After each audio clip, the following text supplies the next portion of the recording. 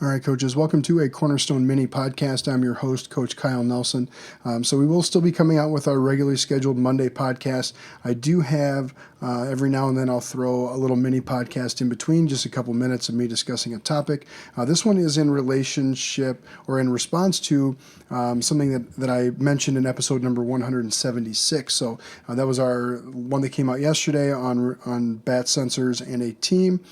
So if you want to go check that one out, head over to cornerstonecoachingacademy.com/176, or you can get our podcast on iTunes, and I think today it'll be up on Spotify and probably Google Play as well. So you should be able to check them out in those two areas also. And what happened was during that podcast, I talked about how we used bat sensors with our team and some of the things that we noticed, and they're just observations from this year simply.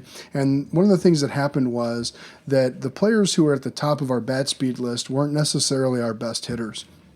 And I mentioned that, and perhaps I wasn't very clear in talking about that it didn't mean that I don't think bat speeds, it's not important, or I don't think that we should not train it, or certainly that you would try to have a lower bat speed just because the players who had good seasons on our team had average to slightly below average bat speed, a couple of them. That doesn't mean that that's the ideal situation. We certainly want to still train bat speed. We certainly want to improve bat speed wherever we can, and we certainly do have bat speed as a floor for a lot of our players, right? Eventually you're going to reach a level of competition where your bat speed just simply does not play.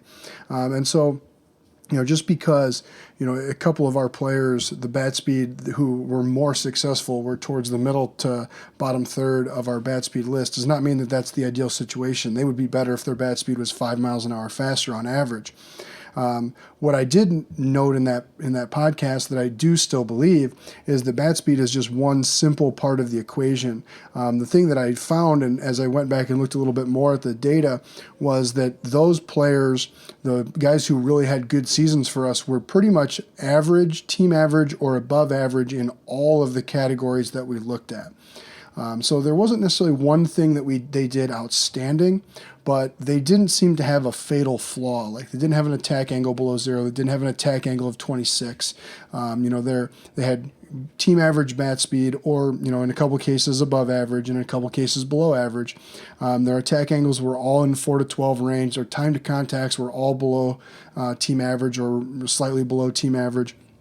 And so I think that was one thing that I picked up, was that creating a complete hitter and not just creating swingers and guys who can swing the bat really fast, that's going to be really beneficial to our overall development. So yeah, I got a couple of people asking me about that, and so I thought I would get on here and just address it. Yeah, bat speed is important. Yes, we're still going to train it.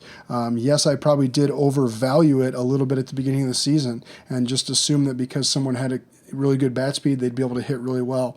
But there's a lot more that goes into it than that.